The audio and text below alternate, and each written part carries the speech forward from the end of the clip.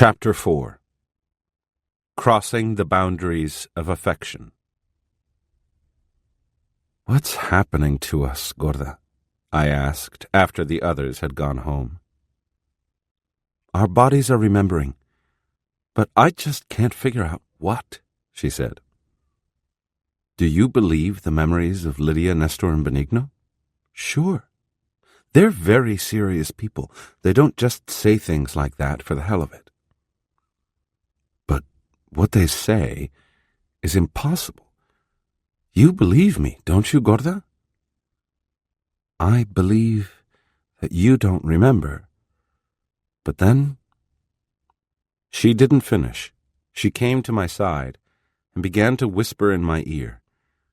She said that there was something that the Nagual Juan Matus had made her promise to keep to herself until the time was right, a trump card to be used only when there was no other way out.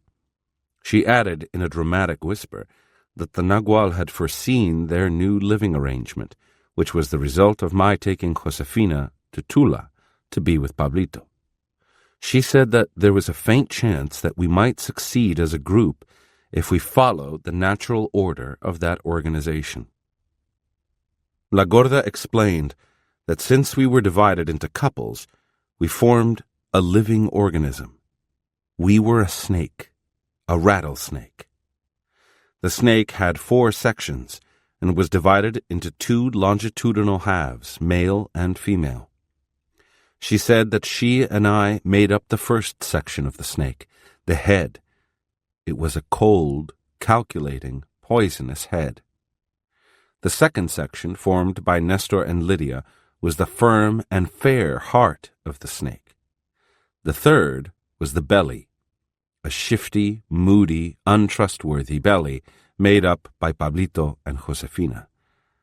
And the fourth section, the tail, where the rattle was located, was formed by the couple who in real life could rattle on in their Tzotzil language for hours on end, Benigno and Rosa. La Gorda straightened herself up from the position she had adopted to whisper in my ear.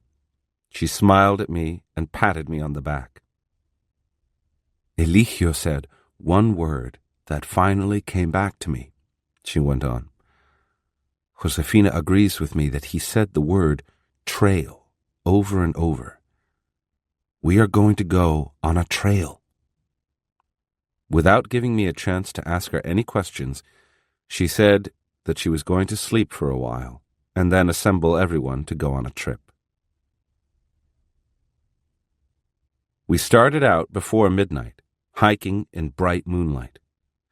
Every one of the others had been reluctant to go at first, but La Gorda very skillfully sketched out for them Don Juan's alleged description of the snake. Before we started, Lydia suggested that we provide ourselves with supplies in case the trip turned out to be a long one. La Gorda dismissed her suggestion on the grounds that we had no idea about the nature of the trip. She said that the Nagual Juan Matus had once pointed out to her the beginning of a pathway and said that at the right opportunity we should place ourselves on that spot and let the power of the trail reveal itself to us. La Gorda added that it wasn't an ordinary goat's path, but a natural line on the earth, which the Nagual had said would give us strength and knowledge if we could follow it and become one with it. We moved under mixed leadership. La Gorda supplied the impetus, and Nestor knew the actual terrain. She led us to a place in the mountains. Nestor took over then and located a pathway.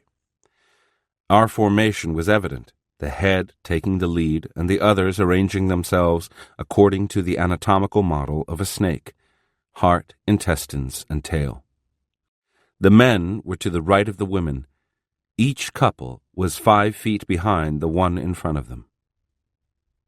We hiked as quickly and as quietly as we could. There were dogs barking for a time. As we got higher into the mountains, there was only the sound of crickets. We walked for a long while.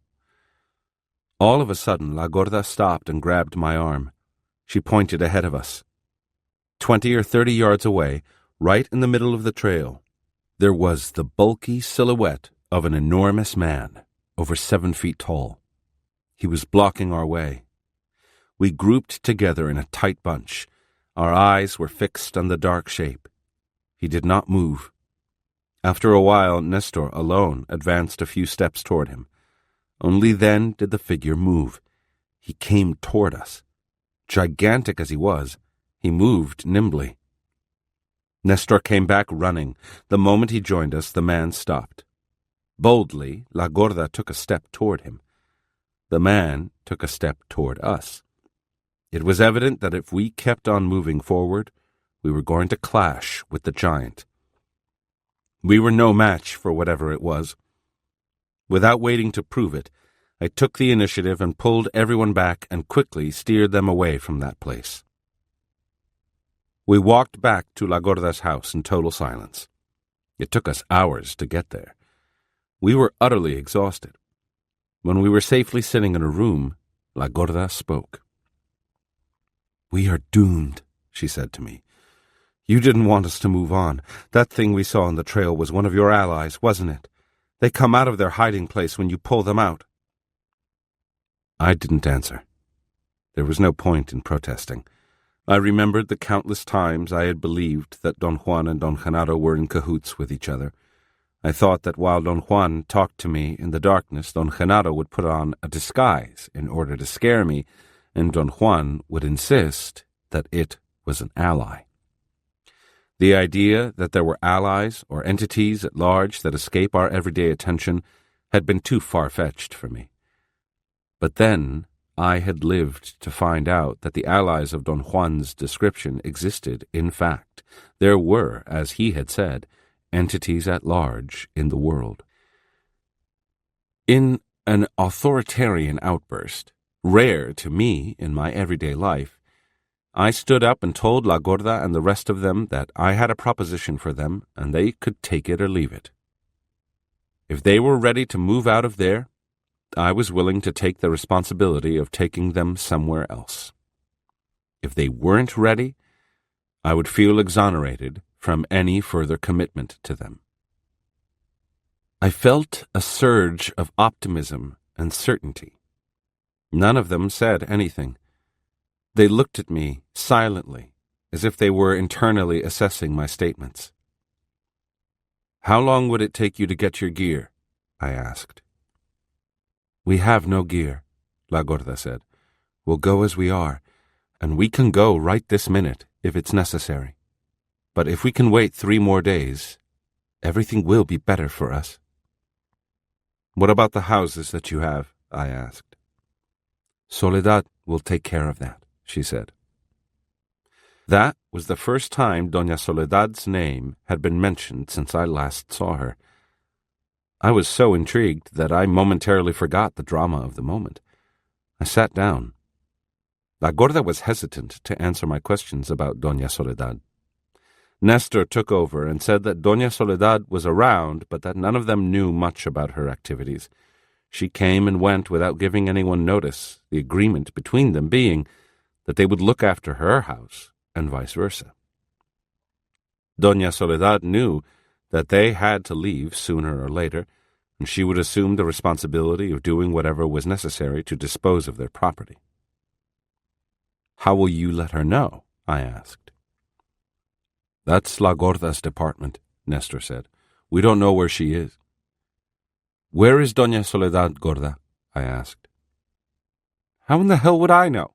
La Gorda snapped at me. "But you're the one who calls her," Nestor said. La Gorda looked at me. It was a casual look, yet it gave me a shiver. I recognized that look, but from where? The depths of my body stirred. My solar plexus had a solidity I had never felt before. My diaphragm seemed to be pushing up on its own. I was pondering whether I should lie down when suddenly I found myself standing. "La Gorda doesn't know," I said. "Only I know where she is." Everyone was shocked. I, perhaps, more than anyone else. I had made the statement with no rational foundation whatsoever. At the moment I was voicing it, nevertheless, I had had the perfect conviction that I knew where she was. It was like a flash that crossed my consciousness. I saw a mountainous area with very rugged, arid peaks, a scraggy terrain, desolate and cold. As soon as I had spoken, my next conscious thought was that I must have seen that landscape in a movie, and that the pressure of being with these people was causing me to have a breakdown. I apologized to them for mystifying them in such a blatant, although unintentional manner. I sat down again. "You mean you don't know why you said that?" Nestor asked me. He had chosen his words carefully. The natural thing to say, at least for me, would have been, "So you really don't know where she is." I told them that something unknown had come upon me. I described the terrain I had seen, and the certainty I had had that Doña Soledad was there. "That happens to us quite often," Nestor said. I turned to La Gorda, and she nodded her head. I asked for an explanation. "These crazy, mixed-up things keep coming to our minds," La Gorda said. "Ask Lydia, or Rosa, or Josefina." Since they had entered into their new living arrangement, Lydia, Rosa, and Josefina had not said much to me. They had confined themselves to greetings and casual comments about food or the weather. Lydia avoided my eyes. She mumbled that she thought at times that she remembered other things. "Sometimes I can really hate you," she said to me. "I think you were pretending to be stupid. Then I remember that you were very ill because of us. Was it you?" "Of course it was him," Rosa said. "I too remember things. I remember a lady who was kind to me. She taught me how to keep myself clean, and this Nagual cut my hair for the first time while the lady held me because I was scared. That lady loved me. She hugged me all the time. She was very tall. I remember my face was on her bosom when she used to hug me. She was the only person who ever cared for me. I would have gladly gone to my death for her." "Who was that lady, Rosa?" La Gorda asked, with bated breath. Rosa pointed to me, with a movement of her chin, a gesture heavy with dejection and contempt. "He knows," she said. All of them stared at me, waiting for an answer.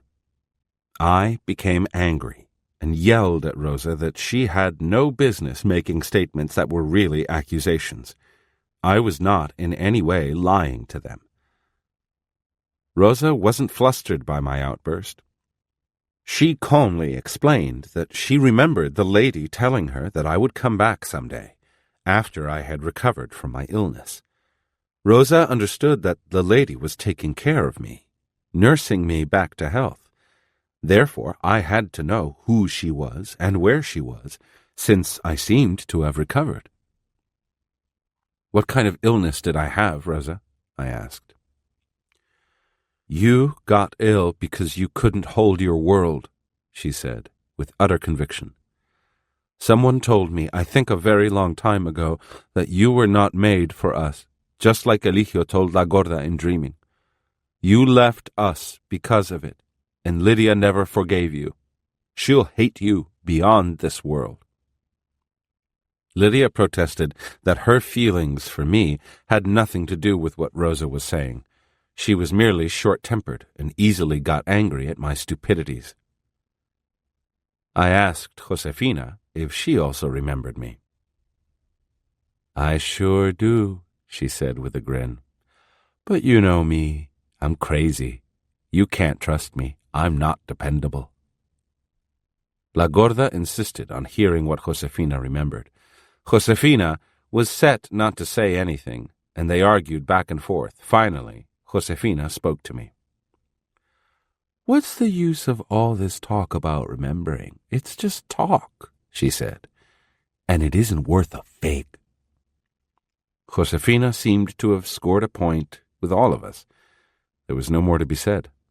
They were getting up to leave after having sat in polite silence for a few minutes. I remember you bought me beautiful clothes, Josefina suddenly said to me. Don't you remember when I fell down the stairs in one store? I nearly broke my leg and you had to carry me out.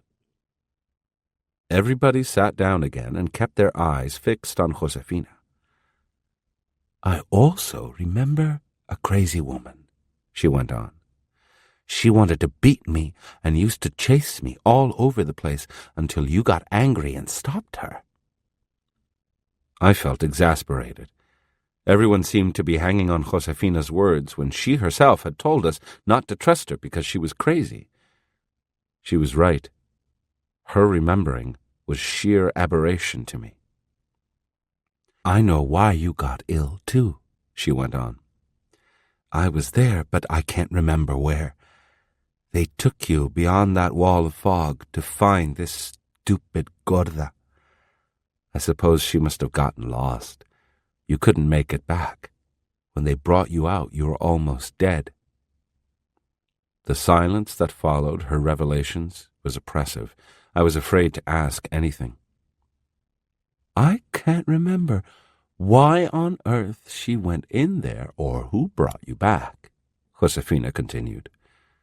I do remember that you were ill and didn't recognize me anymore. This stupid gorda swears that she didn't know you when you first came to this house a few months ago. I knew you right away. I remembered you were the nagual that got ill. You want to know something? I think these women are just indulging, and so are the men, especially that stupid Pablito. They've got to remember. They were there, too. Can you remember where we were? I asked. No, I can't, Josefina said. I'll know it if you take me there, though. When we all were there, they used to call us the drunkards because we were groggy. I was the least dizzy of all, so I remember pretty well. Who called us drunkards? I asked. Not you, just us, Josefina replied. I don't know who. The Nagual Juan Matus, I suppose. I looked at them, and each one of them avoided my eyes. We are coming to the end, Nestor muttered, as if talking to himself. Our ending is staring us in the eye. He seemed to be on the verge of tears. I should be glad and proud that we have arrived at the end, he went on. Yet I'm sad. Can you explain that, Nagual? Suddenly, all of them were sad. Even defiant Lydia was sad. What's wrong with all of you? I asked in a convivial tone. What ending are you talking about? I think everyone knows what ending it is, Nestor said. Lately I've been having strange feelings. Something is calling us, and we don't let go as we should. We cling. Pablito had a true moment of gallantry and said that La Gorda was the only one among them who did not cling to anything. The rest of them, he assured me, were nearly hopeless egotists. The Nagual Juan Matu said that when it's time to go, we will have a sign, Nestor said. Something we truly like will come forth and take us. He said, it doesn't have to be something great, Benigno added. Anything we like will do. For me, the sign will come in the form of the lead soldiers I never had, Nestor said to me.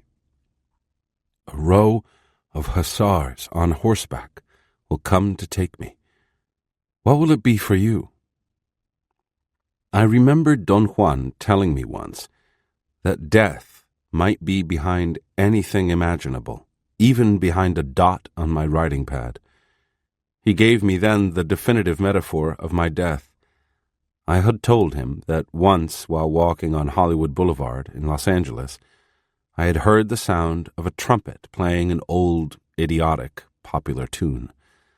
The music was coming from a record shop across the street. Never had I heard a more beautiful sound. I became enraptured by it. I had to sit down on the curb. The limpid brass sound of that trumpet was going directly to my brain. I felt it just above my right temple. It soothed me until I was drunk with it. When it concluded, I knew that there would be no way of ever repeating that experience, and I had enough detachment not to rush into the store and buy the record and a stereo set to play it on. Don Juan said that it had been a sign given to me by the powers that rule the destiny of men.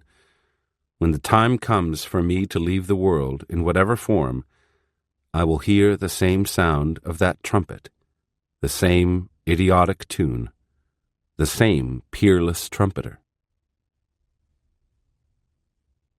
The next day was a frantic day for them. They seemed to have endless things to do. La Gorda said that all their chores were personal and had to be performed by each one of them without any help. I welcomed being alone. I, too, had things to work out. I drove to the nearby town that had disturbed me so thoroughly. I went directly to the house that had held such fascination for La Gorda and myself. I knocked on the door. A lady answered. I made up a story that I had lived in that house as a child and wanted to look at it again. She was a very gracious woman. She let me go through the house, apologizing profusely for a non-existent disorder. There was a wealth of hidden memories in that house. They were there. I could feel them, but I could not remember anything. The following day, La Gorda left at dawn. I expected her to be gone all day, but she came back at noon. She seemed very upset. Soledad has come back and wants to see you, she said flatly. Without any word of explanation, she took me to Doña Soledad's house. Doña Soledad was standing by the door. She looked younger and stronger than the last time I had seen her. She bore only the slightest resemblance to the lady I had known years before. La Gorda seemed to be on the verge of crying. The tension we were going through made her mood perfectly understandable to me. She left without saying a word. Doña Soledad said that she had only a little time to talk to me and that she was going to use every minute of it. She was strangely deferential. There was a tone of politeness in every word she said. I made a gesture to interrupt her to ask a question. I wanted to know where she had been. She rebuffed me in a most delicate manner. She said that she had chosen her words carefully, and that the lack of time would permit her only to say what was essential. She peered into my eyes for a moment that seemed unnaturally long. That annoyed me. She could have talked to me and answered some questions in the same length of time. She broke her silence and spoke what I thought were absurdities. She said that she had attacked me, as I had requested her to, the day we crossed the parallel lines for the first time, and that she only hoped her attack had been effective and served its purpose. I wanted to shout that I had never asked her to do anything of the sort. I didn't know about parallel lines, and what she was saying was nonsense. She pressed my lips with her hand. I recoiled automatically. She seemed sad. She said that there was no way for us to talk because at that moment we were on two parallel lines and neither of us had the energy to cross over. Only her eyes could tell me her mood. For no reason, I began to feel relaxed. Something inside me felt at ease. I noticed that tears were rolling down my cheeks. And then a most incredible sensation took possession of me for a moment, a short moment, but long enough to jolt the foundations of my consciousness, or of my person, or of what I think and feel is myself. During that brief moment, I knew that we were very close to each other in purpose and temperament. Our circumstances were alike. I wanted to acknowledge to her that it had been an arduous struggle, but the struggle was not over yet. It would never be over. She was saying goodbye. because, being the impeccable warrior she was, she knew that our paths would never cross again. We had come to the end of a trail. A lost wave of affiliation, of kinship, burst out from some unimaginable dark corner of myself. That flash was like an electric charge in my body. I embraced her. My mouth was moving, saying things that had no meaning to me. Her eyes lit up. She was also saying something I could not understand. The only sensation that was clear to me, that I had crossed the parallel lines, had no pragmatic significance. There was a welled-up anguish inside me, pushing outward. Some inexplicable force was splitting me apart. I couldn't breathe, and everything went black. I felt someone moving me, shaking me gently. La Gorda's face came into focus. I was lying in Doña Soledad's bed, and La Gorda was sitting by my side. We were alone. "Where is she?" I asked. "She's gone," La Gorda replied. I wanted to tell La Gorda everything. She stopped me. She opened the door. All the apprentices were outside, waiting for me. They had put on their raunchiest clothes. La Gorda explained that they had torn up everything they had. It was late afternoon. I had been asleep for hours. Without talking, we walked to La Gorda's house where I had my car parked. They crammed inside, like children going on a Sunday drive. Before I got into the car, I stood gazing at the valley. My body rotated slowly and made a complete circle, as if it had a volition and purpose of its own. I felt I was capturing the essence of that place. I wanted to keep it with me because I knew unequivocally that never in this life would I see it again. The others must have done that already. They were free of melancholy. They were laughing, teasing one another. I started the car and drove away. When we reached the last bend in the road, the sun was setting and La Gorda yelled at me to stop. She got out and ran to a small hill at the side of the road. She climbed it and took a last look at her valley. She extended her arms toward it and breathed it in. The ride down those mountains was strangely short and thoroughly uneventful. Everybody was quiet. I tried to get La Gorda into a conversation, but she flatly refused.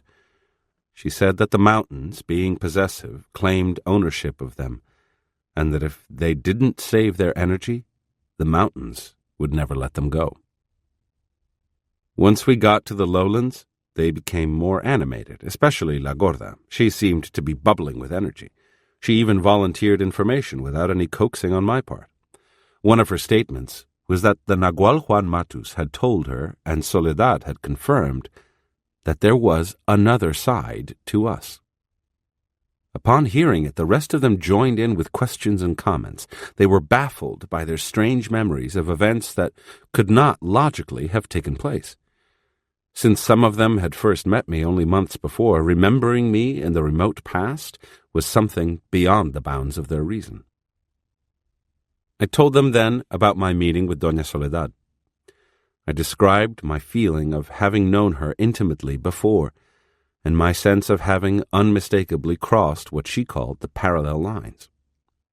They reacted with confusion to my statement. It seemed that they had heard the term before, but I wasn't sure they all understood what it meant. For me, it was a metaphor. I could not vouch that it was the same for them. When we were coming into the city of Oaxaca, they expressed the desire to visit the place where La Gorda had said Don Juan and Don Genaro disappeared. I drove directly to the spot. They rushed out of the car and seemed to be orienting themselves, sniffing at something, looking for clues. La Gorda pointed in the direction she thought they had gone. "You've made a terrible mistake, Gorda," Nestor said loudly. "That's not the east. That's the north." La Gorda protested and defended her opinion. The women backed her, and so did Pablito. Benigno was non-committal. He kept on looking at me as if I were going to furnish the answer, which I did. I referred to a map of the city of Oaxaca that I had in the car. The direction La Gorda was pointing was indeed north. Nestor remarked that he had felt all along that their departure from their town was not premature or forced in any way. The timing was right. The others had not, and their hesitation arose from La Gorda's misjudgment. They had believed, as she herself had, that the Nagual had pointed toward their hometown, meaning that they had to stay put. I admitted, as an afterthought, that in the final analysis I was the one to blame because, although I had had the map, I had failed to use it at the time. I then mentioned that I had forgotten to tell them that one of the men, the one I had thought for a moment was Don Genaro, had beckoned us with a movement of his head. La Gorda's eyes widened with genuine surprise or even alarm. She had not detected the gesture, she said. The beckoning had been only for me. "That's it," Nestor exclaimed. "Our fates are sealed." He turned to address the others. All of them were talking at once. He made frantic gestures with his hands to calm them. "I only hope that all of you did whatever you had to do as if you were never coming back," he said, "because we are never going back." "Are you telling us the truth?" Lydia asked me, with a fierce look in her eyes, as the others peered expectantly at me. I assured them that I had no reason to make it up. The fact that I saw that man gesturing to me with his head had no significance whatsoever for me. Besides, I wasn't even convinced that those men were Don Juan and Don Genaro. "You're very crafty," Lydia said. "You may just be telling us this so that we will follow you meekly." "Now wait a minute," La Gorda said. "This Nagual may be as crafty as you like, but he'd never do anything like that." They all began talking at once. I tried to mediate and had to shout over their voices that what I had seen didn't make any difference anyway. Nestor very politely explained that Genaro had told them that when the time came for them to leave their valley, he would somehow let them know with a movement of his head. They quieted down when I said that if their fates were sealed by that event, so was mine. All of us were going north. Nestor then led us to a place of lodging, a boarding house, where he stayed when doing business in the city. Their spirits were high, in fact, too high for my comfort. Even Lydia embraced me, apologizing for being so difficult. She explained that she had believed La Gorda, and therefore hadn't bothered to cut her ties effectively. Josefina and Rosa were ebullient and patted me on the back over and over. I wanted to talk with La Gorda. I needed to discuss our course of action. But there was no way to be alone with her that night. Nestor, Pablito, and Benigno left in the early morning to do some errands. Lydia, Rosa, and Josefina also went out to go shopping. La Gorda requested that I help her buy her new clothes. She wanted me to pick out one dress for her, the perfect one to give her the self-confidence she needed to be a fluid warrior. I not only found a dress, but an entire outfit, shoes, nylons, and lingerie. I took her for a stroll. We meandered in the center of town like two tourists, staring at the Indians in their regional garments. Being a formless warrior, she was already perfectly at ease in her elegant outfit. She looked ravishing. It was as if she had never dressed any other way. It was I who couldn't get used to it. The questions that I wanted to ask La Gorda, which should have poured out of me, were impossible to formulate. I had no idea what to ask her.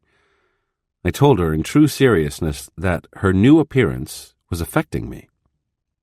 Very soberly, she said that the crossing of boundaries was what had affected me. "We crossed some boundaries last night," she said. "Soledad told me what to expect, so I was prepared. But you were not." She began to explain softly and slowly that we had crossed some boundaries of affection the night before. She was enunciating every syllable, as if she were talking to a child or a foreigner, but I couldn't concentrate. We went back to our lodgings. I needed to rest, yet I ended up going out again. Lydia, Rosa, and Josefina had not been able to find anything and wanted something like La Gorda's outfit. By mid-afternoon, I was back in the boarding house, admiring the little sisters. Rosa had difficulty walking with high-heeled shoes. We were joking about her feet when the door opened, and Nestor made a dramatic entrance. He was wearing a tailored dark blue suit, light pink shirt, and blue necktie. His hair was neatly combed and a bit fluffy, as if it had been blown dry. He looked at the women, and the women looked at him. Pablito came in, followed by Benigno. Both were dashing. Their shoes were brand new, and their suits looked custom-made. I couldn't get over everyone's adaptation to city clothes. They reminded me so much of Don Juan. I was perhaps as shocked seeing the three Genaros in city clothes as I had been when I saw Don Juan wearing a suit, yet I accepted their change instantly. On the other hand, while I wasn't surprised at the women's transformation, for some reason, I could not get accustomed to it. I thought the Genaros must have had a streak of sorcerer's luck in order to find such perfect fits. They laughed when they heard me raving about their luck. Nestor said that a tailor had made their suits months before. "We each have another suit," he said to me. "We even have leather suitcases. We knew our time in these mountains was up. We are ready to go. Of course, you first have to tell us where, and also how long we are going to stay here." He explained that he had old business accounts he had to close and needed time. La Gorda stepped in and with great certainty and authority stated that night we were going to go as far away as power permitted. Consequently, they had until the end of the day to settle their business. Nestor and Pablito hesitated by the door. They looked at me, waiting for confirmation. I thought the least I could do was to be honest with them, but La Gorda interrupted me just as I was about to say that I was in limbo as to what exactly we were going to do. "We will meet at the Nagual's bench at dusk," she said. "We'll leave from there. We should do whatever we have to or want to until then, knowing that never again in this life will we be back." La Gorda and I were alone after everybody left. In an abrupt and clumsy movement, she sat on my lap. She was so light I could make her thin body shake by contracting the muscles of my calves. Her hair had a peculiar perfume. I joked that the smell was unbearable. She was laughing and shaking when, out of nowhere, a feeling came to me. A memory? All of a sudden, I had another Gorda on my lap. Fat, twice the size of the Gorda I knew. Her face was round, and I was teasing her about the perfume in her hair. I had the sensation that I was taking care of her. The impact of that spurious memory made me stand up. La Gorda fell noisily to the floor. I described what I had remembered. I told her that I had seen her as a fat woman only once, and so briefly that I had no idea of her features, and yet I had just had a vision of her face when she was fat. She didn't make any comments. She took off her clothes and put on her old dress again. "I am not yet ready for it," she said, pointing at her new outfit. "We still have one more thing to do before we are free. According to the Nagual Juan Matus's instructions, all of us must sit together on a power spot of his choice." "Where's that spot?" "Somewhere in the mountains around here. It's like a door.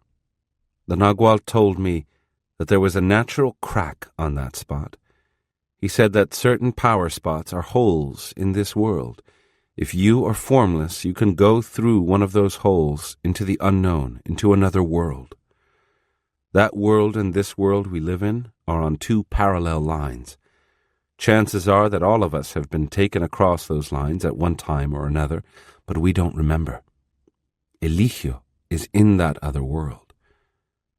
Sometimes we reach it through dreaming. Josefina, of course, is the best dreamer among us. She crosses those lines every day, but being crazy makes her indifferent, even dumb. So Eligio helped me to cross those lines, thinking I was more intelligent, and I turned out to be just as dumb. Eligio wants us to remember our left side. Soledad told me that the left side is the parallel line to the one we are living in now, so if he wants us to remember it, we must have been there, and not in dreaming either. That's why all of us remember weird things now and then. Her conclusions were logical given the premises she was working with. I knew what she was talking about. Those occasional unsolicited memories reeked of the reality of everyday life, and yet we could find no time sequence for them, no opening in the continuum of our lives where we could fit them. La Gorda reclined on the bed. There was a worried look in her eyes. "What bothers me is what to do to find that power spot," she said. "Without it, there is no possible journey for us." "What worries me is where I'm going to take all of you, and what I'm going to do with you," I said. "Soledad told me that we will go as far north as the border," La Gorda said. "Some of us even further north, perhaps, but you won't go all the way through with us. You have another fate." La Gorda was pensive for a moment. She frowned with the apparent effort of arranging her thoughts. "Soledad said that you will take me to fulfill my destiny," La Gorda said. "I am the only one of us who is in your charge." Alarm must have been written all over my face. She smiled. "Soledad also told me that you are plugged up," La Gorda went on. "You have moments, though, when you are a nahual. The rest of the time, Soledad says, you are like a crazy man who is lucid only for a few moments and then reverts back to his madness." Doña Soledad had used an appropriate image to describe me, one I could understand. I must have had a moment of lucidity for her when I knew I had crossed the parallel lines. That same moment, by my standards, was the most incongruous of all. Doña Soledad and I were certainly on two different lines of thought. "What else did she tell you?" I asked. "She told me I should force myself to remember," La Gorda said. "She exhausted herself trying to bring out my memory. That was why she couldn't deal with you." La Gorda got up. She was ready to leave. I took her for a walk around the city. She seemed very happy.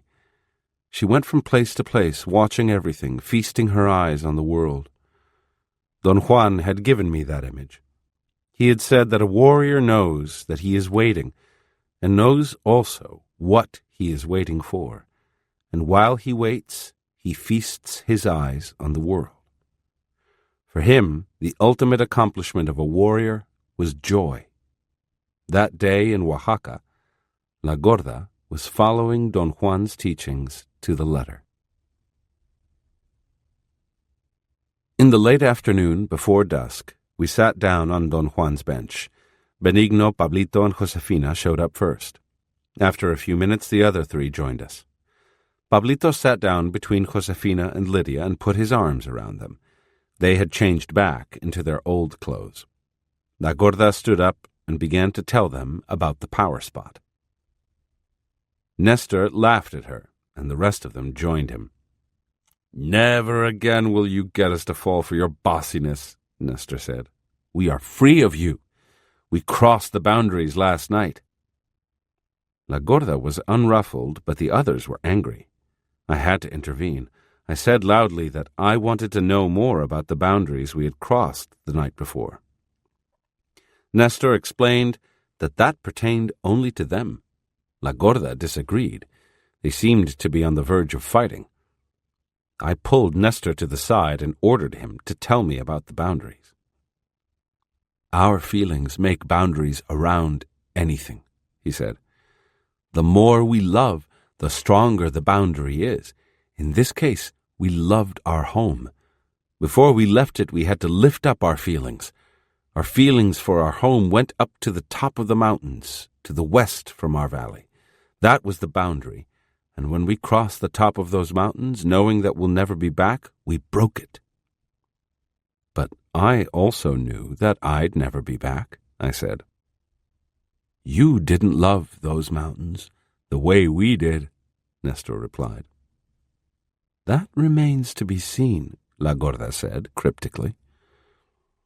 We were under her influence, Pablito said, standing up and pointing to La Gorda. She had us by the napes of our necks. Now I see how stupid we've been on account of her. We can't cry over spilled milk, but we'll never fall for it again. Lydia and Josefina joined Nestor and Pablito. Benigno and Rosa looked on, as if the struggle didn't concern them anymore. I had, right then, another moment of certainty and authoritarian behavior. I stood up, and without any conscious volition announced that I was taking charge, and that I relieved La Gorda of any further obligation to make comments or to present her ideas as the only solution. When I finished talking, I was shocked at my boldness. Everyone, including La Gorda, was delighted. The force behind my explosion had been first a physical sensation that my sinuses were opening, and second, the certainty that I knew what Don Juan had meant and exactly where the place was that we had to visit before we could be free. As my sinuses opened, I had had a vision of the house that had intrigued me. I told them where we had to go. They accepted my directions without any arguments or even comments. We checked out of the boarding house and went to eat dinner. Afterward, we strolled around the plaza until about 11 o'clock. I brought the car around, they piled noisily inside, and we were off. La Gorda remained awake to keep me company while the rest of them went to sleep, and then Nestor drove while La Gorda and I slept.